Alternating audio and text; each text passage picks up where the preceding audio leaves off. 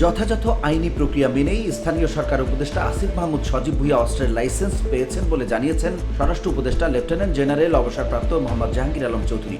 তবে অস্ত্রের ম্যাগাজিন বহনের ঘটনাটি ভুল ছিল বলে আবারও উল্লেখ করেন তিনি।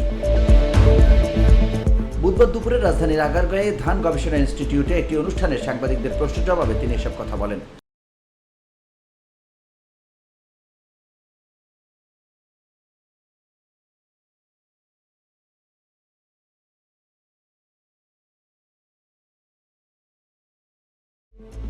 এর আগে গত সোমবার সাংবাদিকরা বিদেশে যাওয়ার সময় ব্যাগের ম্যাগাজিন থাকার ঘটনাটা কেমন জানতে চাইলে জাহাঙ্গীর আলম চৌধুরী বলেন, না, বিদেশ যাওয়ার কিছু না, হয়তো ভুলে অনেক সময় আপনি দেখেন হয়তো চশমাটা নিয়ে যাবেন, ভুলে হয়তো চশমাটা না নিয়ে মোবাইলটা নিয়ে রওনা হয়ে গেলেন, এরকম ভুল, এটা একটা জাস্ট একটা ভুল।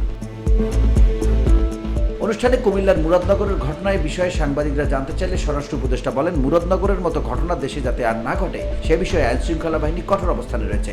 এছাড়া এমন ঘটনাগুলোর ক্ষেত্রে আসামিদের দ্রুত গ্রেপ্তার করা হচ্ছে বলেও জানান তিনি। VOD Bangla news desk.